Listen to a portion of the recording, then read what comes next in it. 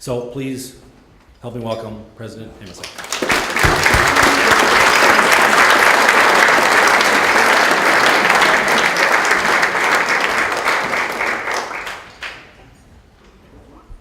Thank you very much, Mike. Thank you very much for your service to the Alumni Association. I'd also like to note that a special thanks to Carrie as well. Carrie's sort of standing in for all those Johnny spouses. And as I've gotten to know many of you over the past few years, I look around this room and I think Carrie and Mike are a great example of that classic Johnny couple and his spouse. Every smart Johnny marries up. And I think Mike has been a great example, and I can name some other examples around the room. The other thing I would note, I wasn't here, and I arrived on the campus in the fall of '77, but to look at the pictures of the guys from '76, it reminded me very powerfully that we were in the heart of the disco era when you guys were on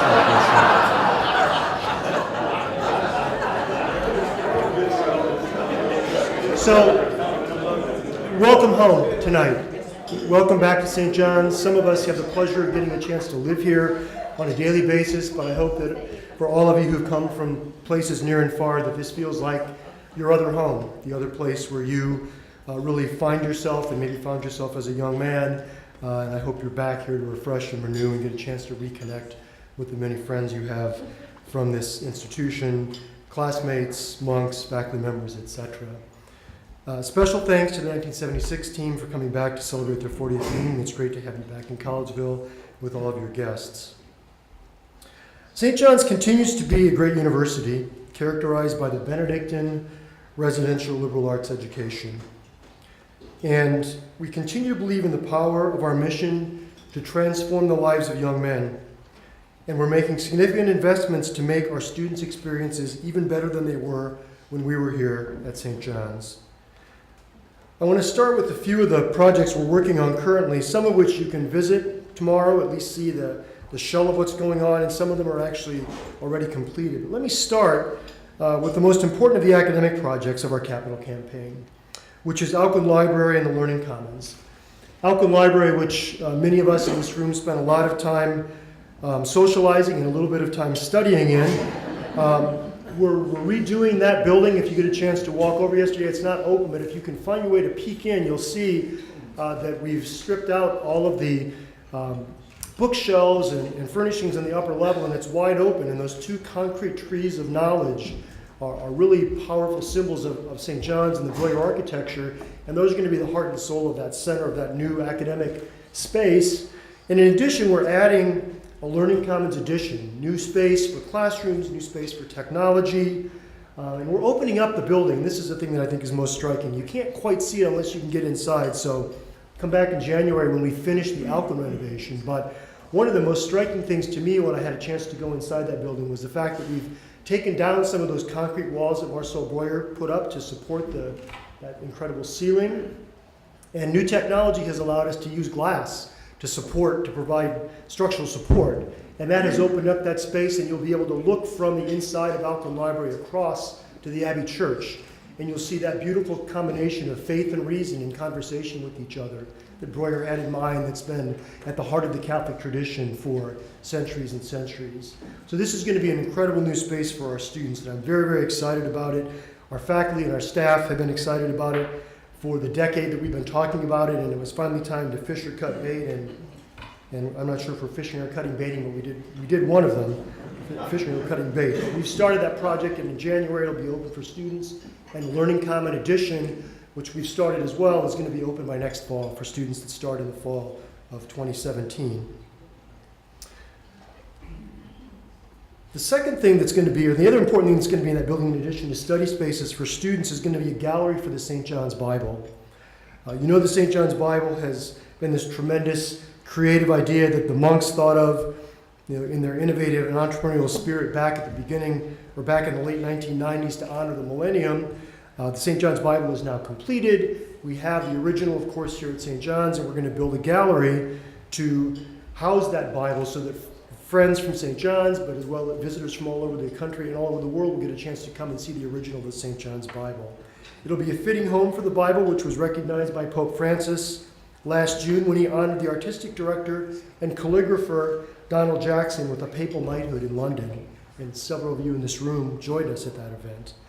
The renovated Alquin, and I should also note, the Learning Commons is going to be named after Brother Dietrich, so the Dietrich Reinhardt Learning Commons, we're going to serve as the academic heart and soul of our campus, just as the library did in the 70s and 80s for so many of us. We're going to have that new academic heart and soul at St. John's for the next 50 years as well.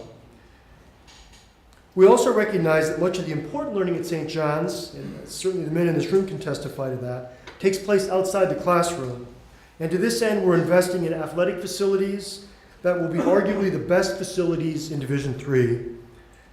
We already have the best soccer pitch in Hawes Field in the upper Midwest, maybe even in the whole country, at the D3 level to be sure. And then last spring, we dedicated the new home of Johnny Baseball. Becker Park is named in honor of Scott Becker, class of 1977, his wife Julie Hartman Becker, and their family. Scott is here with us tonight with his football playing friends, but Scott was a two-sport athlete and a great student at St. John's as well. In addition to that,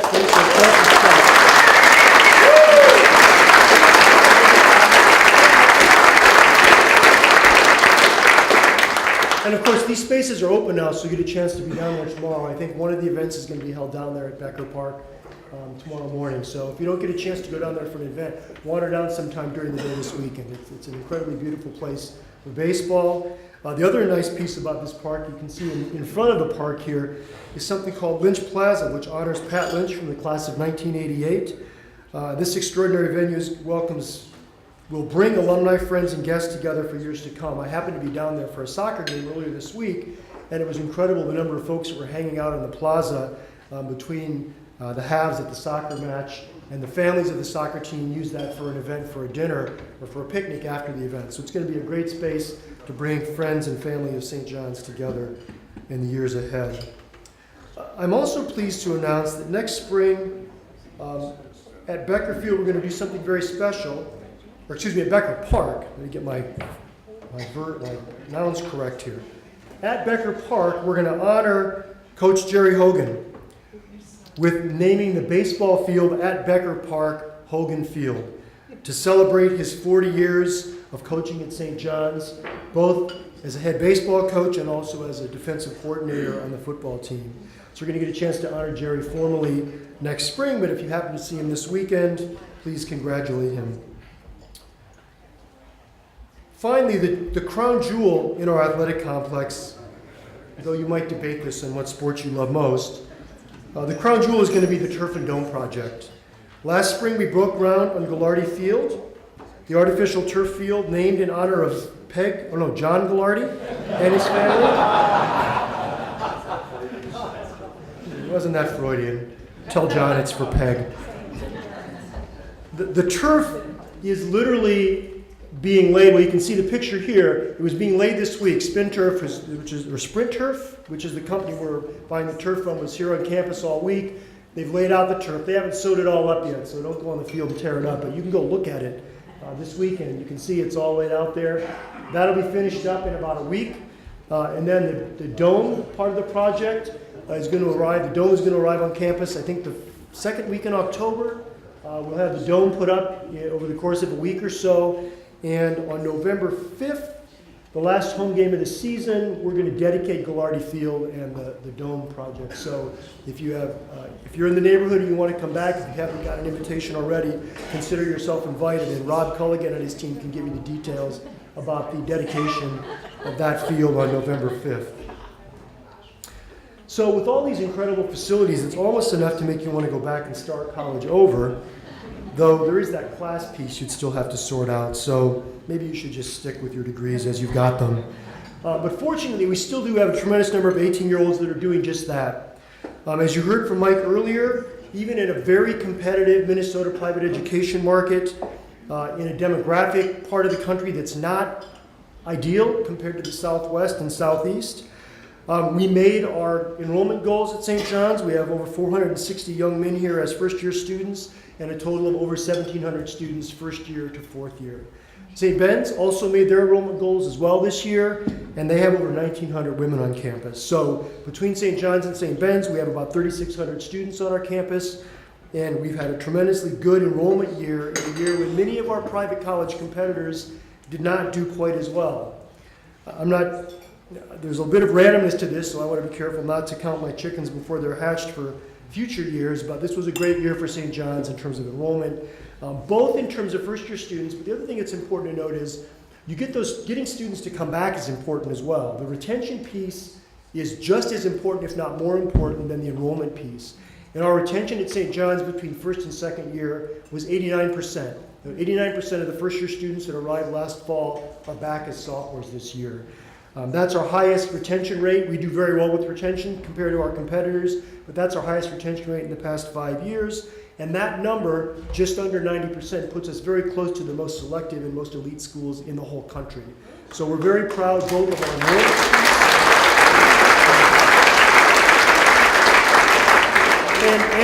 and in terms of what our faculty and our coaches and our staff do to make sure that young men, when they come to our campus, feel welcomed and want to stay. And it's especially challenging now as our demographics have changed. We have a tremendous number of students from outside the state of Minnesota, and to get those students to come here and to make sure they feel at home and feel comfortable is a real tribute to our faculty, staff, and their classmates as well. So we're very delighted about that this year as we started the fall. We also received some nice external recognition. This is a very strong testament to the education at St. John's, but it's a testament to our incredible alumni network. Many of you in this room are testimony to that incredible success. Money Magazine looked at about 2,000 four-year U.S. institutions to determine the best return on investment over the course of a lifetime. I won't bore you with the methodology, as tempting as that is for an economist, but I tell you, the methodology is solid. The methodology is, and some of these things can be a little flaky, but this is absolutely solid methodology because they used data from IRS tax records. And what they concluded, when they ranked institutions across the country for return on investment, St. John's was ranked 25th in the country, 25th across all 2,000 schools. Ivy's, Stanford, Chicago, all those elite liberal arts schools, 25th in the whole country for the return on investment, for the economic return that our education provides our students over the course of a lifetime. Among liberal arts colleges, we were third in the nation. Among all elite liberal arts colleges, we were third. Only Amherst and Pomona were ahead of us. So Williams, Middlebury, I mean, you name it. Carleton, Mac. Yeah, I wouldn't call St. Thomas elite. They're not even I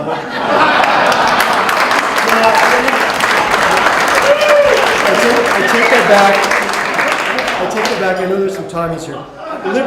St. Thomas is not a liberal arts school in the same league. So they weren't in the same league.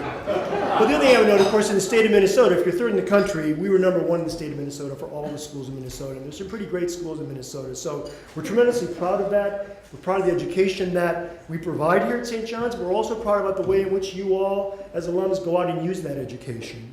But I'd also note, as important as that data is, and that economic return matters, right? Because talking about gifts and support for alums is a really important part of our future too. But we care a lot about that piece, but we care a lot about the kind of character that we send into the world, the kind of young men we send into the world. And so as proud as we are of that economic rate of return, which Money Magazine has calculated for us, we're equally proud of the kind of young men and the kind of character we send into the world. So it's not just about economic return, as good and strong as that is at St. John's, but it's about the character that we send out into the world. So I want to just thank you all for the things that you've done for us in recent years, and maybe over many, not even just in recent years, in many years in the case of a number of our older alums. You're by far our greatest ambassadors. When you encourage a young person you know to come to St. John's or St. Ben's, or when you, as I heard at my table, when you force one of your grandchildren to go, and we deliver once you force them. They end up being thankful to Grandpa. When you tell people about St. John's or St. Ben's, or if you just go about your life leading the kind of successful professional lives you lead as professionals, as people in your church communities, as members of your local communities, towns, etc., and people think of you as a considerate, thoughtful Johnny, and they know where you went to school, you could not do more to further the St. John's network and the tradition that has become so important in the lives of all the men in this room. The second thing that you've done that's absolutely essential is financial support for us. The investments described earlier all are only possible due to the leadership gifts to our capital campaign. And our student scholarships for the young men that come here to St. John's are funded almost exclusively by gifts that you make to the St. John's Student Fund. So if you haven't had a chance to donate to the Student Fund yet this year, please do so. A number of your classes also have set up scholarship funds in the name of your classes. So if you want to give to the Student Fund and your class gift to support young men, that would be absolutely fabulous. Your support for the Student Fund ensures that current Johnnies will have the same excellent education and experience that you received, that we all received when we were at St. John's during our careers. And then third, I want to talk a little bit about our long-run future. Our long-run future depends crucially in this complicated world of higher education, where the cost of higher education grows every year, and I can explain why, and I think there are good and understandable reasons why, but we want to make sure that that education remains affordable for our students. And the way that we're going to make that possible in the years and decades ahead is only if we are able to grow our endowment to levels that are competitive with our finest Minnesota peers. Carleton, McAllister, St. Olaf, and even St. Thomas all have endowments that are hundreds of millions of dollars greater than St. John's. We need to build that endowment. We've been a little bit slow in getting that started over the years, but we absolutely need to focus on that endowment piece to make sure that we can provide access for Johnnies in the years and decades ahead. So as you undertake your financial planning for the future, after you've taken care of your families, of course, first and foremost, I hope that you'll think about putting St. John's in your estate plans. We're happy to talk to you about that. We're happy to think about the details and how you might work that out to make St. John's a beneficiary of your estate once you go on to a better place. So now that the living endowment of our monastic founders is gone or has diminished significantly, we just don't have as many monks as we did when many of us were students. Only long-run growth in our endowment will ensure that we can continue to send Johnnies into the world in future generations. Education, the business that we're in here, is all about hope in the future. And if you look at the future, there's a lot of uncertainty, right? Lots of people are pretty pessimistic. I was just reading a survey about from the Washington Post this week, where the respondents, the vast majority of respondents seemed to think that the future was pretty pessimistic, that the country wasn't on the right track. You know, a number of challenges that we face are very real. But with all that uncertainty, there's one thing I know. There's one thing I'm quite confident about, is that the world, regardless of what it looks like going forward, needs more Johnnies. Johnnies do great things in the world. Bennies do as well. I see some Bennies here too. I don't want to leave them out, but I'm about St. John's tonight. The world needs more Johnnies because of what they do in their communities, what they do in their families, what they do professionally. Now that sounds a little un-Benedictine. You know, we're supposed to be a little bit more humble than that, especially if you're Minnesota Benedictine, you're doubly humble. So I would say, I certainly think that the world needs more Oles. The world needs more Carls. I would even argue at a push, the world needs more Tommies. But what I'm responsible for in my job and what you're responsible for as alumni are Johnnies. And the only way that there are going to be more Johnnies in the world in future generations is if our alumni and friends, the people that love this institution, the people that have benefited from the education we all got at this institution, step up and help provide that kind of financial support going forward. We do a survey each year of our alums a few years out. And we did one, it's about 3 years out, and we just got the results back from the group that graduated 3 years ago. And there's lots of interesting stuff there, but one particular statement struck me. There was a Johnny who wrote, you fill in little bubbles and rank things, but then we ask you to give some free responses if you want to say anything about your experience at St. John's. And one Johnny wrote, quote, "I am because St. John's is." Again, maybe channeling his inner Descartes. I am because St. John's is.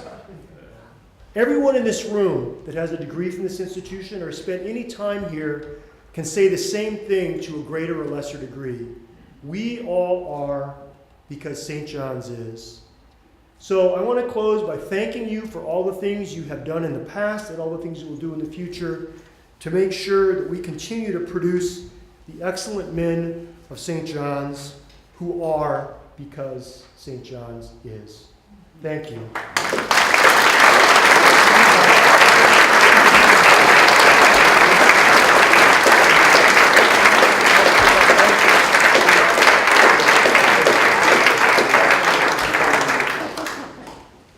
Now I get to do one of the most fun things in this job, which is to honor one of the many, many exceptional Johnnies in our community.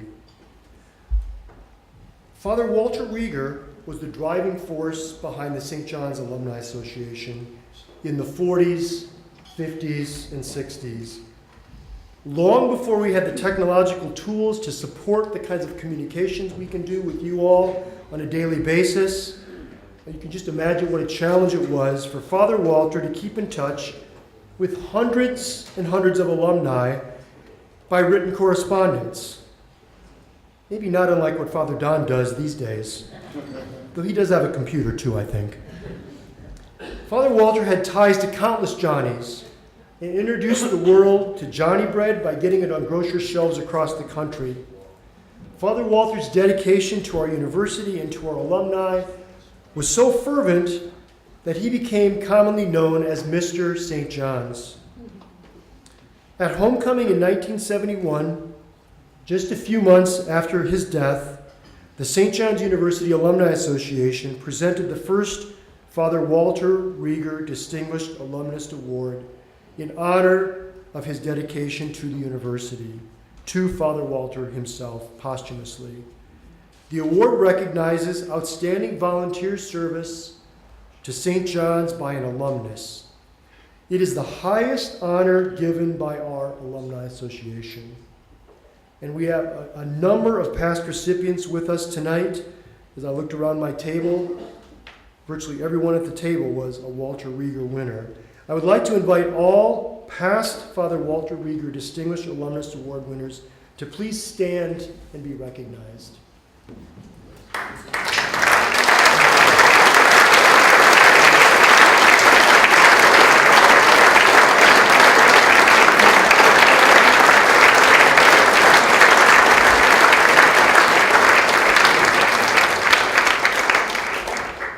Thank you.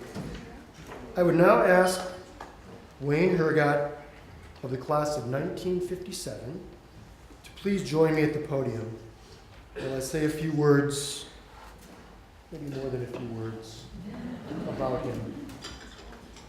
It was in 2009 that Wayne Hergott decided to do something that he'd been meaning to do for a long time. One of Wayne's beloved St. John's teammates and classmates, Jim Lehman, had died. And it spurred Wayne to get some Johnnies together for lunch and to reminisce. They had such a great time catching up that they decided to do it regularly. And the rest, as they say, is history. The lunch bunch has grown and now occurs monthly, and it brings in speakers ranging from St. John's coaches and administrators to fellow alumni. They even invited a St. Thomas University president. That is the Benedictine spirit for you. Wayne has been a champion and the official convener of this group now for 8 years. Jim Bassett, class of 1958, says, quote, "Those of us who have been fortunate enough to have spent several years attending his luncheons and who have known him for the past half century plus can testify to the influence Wayne has had on us. And anyone who knows Wayne will agree that he is our model in trying to aspire to the virtues and values of Father Walter." Wayne was John Gallardi's first quarterback when he came to St. John's in 1953. He also played 4 years of baseball, where he was a member of 3 championship teams. He served in the military before graduating from William Mitchell College of Law and embarking on a successful 31-year career as a civil trial attorney. In his, quote, retirement, Wayne completed a master's degree in spirituality and was both a retreat leader and spiritual director through a retreat house in the Twin Cities for a number of years. He made it his mission to help others realize their own value and determine how they can serve the world and make it better. Wayne has certainly made the Alumni Association and many Johnnies stronger and has shown us how one person bringing people together can make a tremendous difference in a whole community. I'm pleased to present the University and Alumni Association's Father Walter Reger Distinguished Alumnus Award to Wayne Hergott.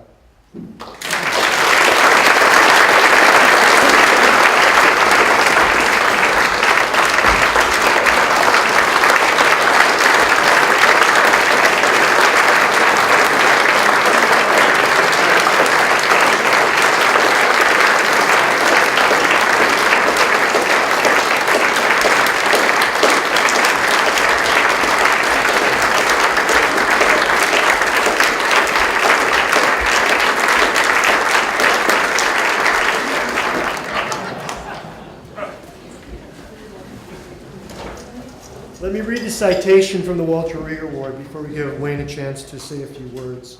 Also, I should note that except for a small hip replacement yesterday, Wayne's wife Marge will be here with us. We wish her all the best in her recovery. We hope she'll soon be running fly patterns again out in the backyard very soon. So the Walter Reger Award says,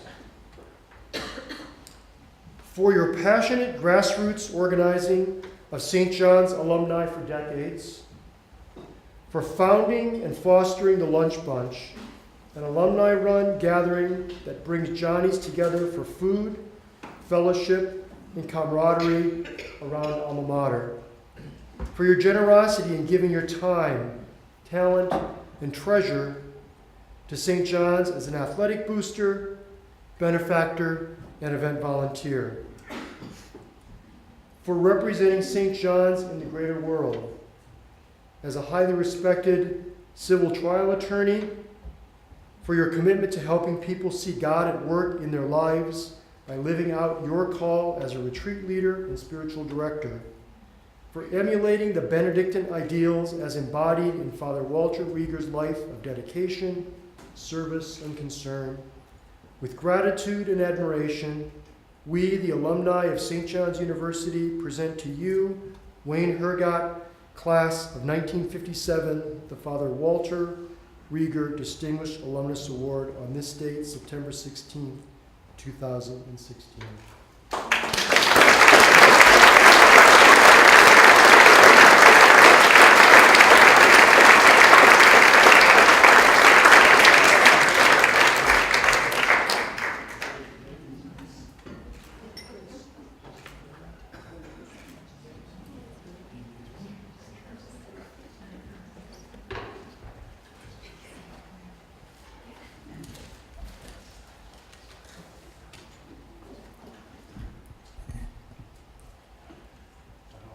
John Gallardi would say that anyone who received a tribute like that ought to have the decency to be dead.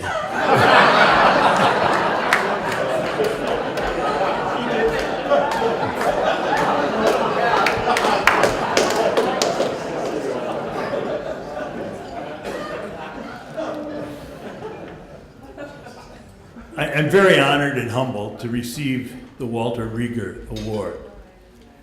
Grateful to Jim Bassett for nominating me, to the Alumni Association for receiving that nomination, and for all of you who are here not to honor me, but to honor Father Walter Reger, a great man. He was on campus when we were on campus. A wonderful, wonderful man. And I didn't make the journey to this lectern alone. I've had help from numerous people over the years, starting with my parents. My parents drummed into our head the value of a college degree. although neither of them had one. They had 4 children. 2 of us became attorneys, 2 became physicians. In talking about our family, I use the line that Tom McEwen actually taught me, and that is, our family was very wealthy. We just didn't have any money. That was true, I think. And of course, I wouldn't be the person I am today without my wife, Marge, who, as Michael said, is in the hospital. She had an emergency surgery yesterday, but insisted, as she's doing pretty well, that I come here tonight. So without her, I wouldn't be the person I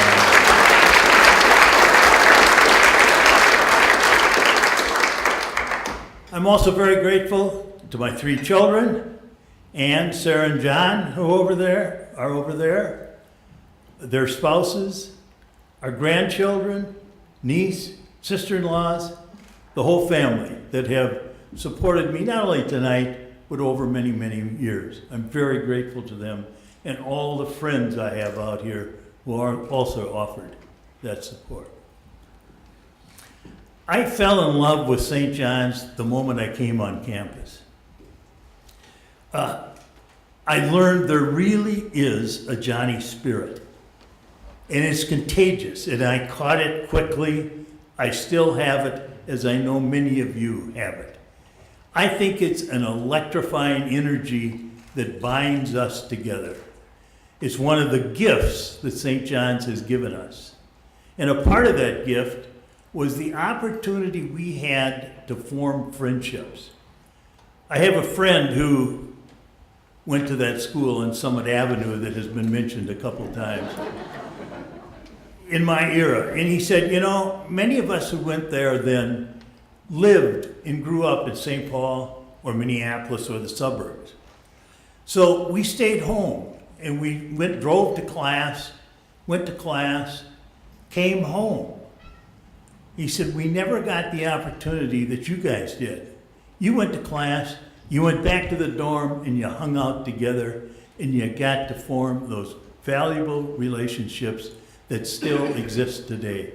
And as I look around this room, there are many, many, many people who formed their friendship at St. John's and still carry that banner of love for each other that grew back in the 50s, 60s, and the years after. That was a wonderful gift that St. John's gives its students, I think.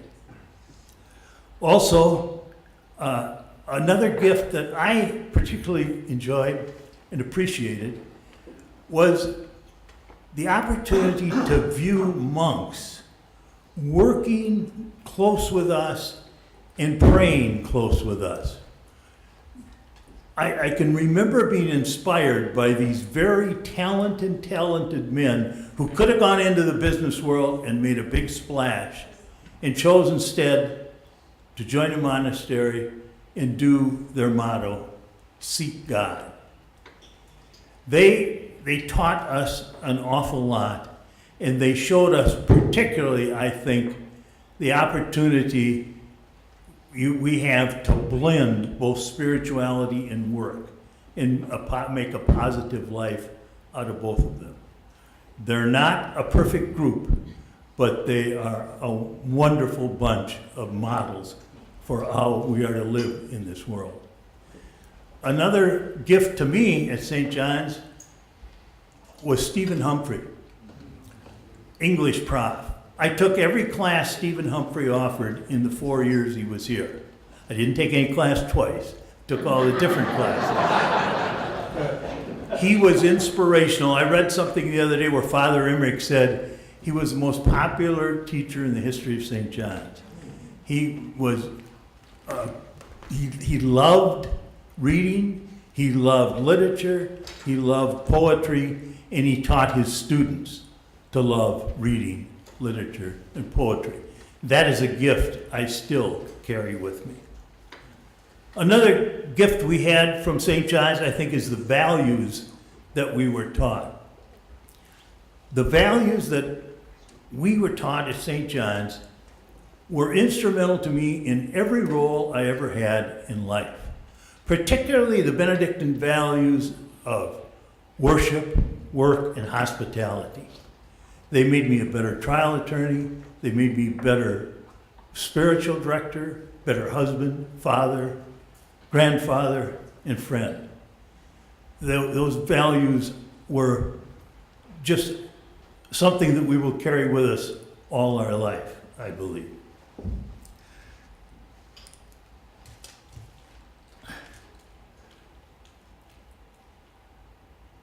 I want to say this also. Michael talked about we need more Johnnies in the world. I want to say something that may sound arrogant. It does sound arrogant.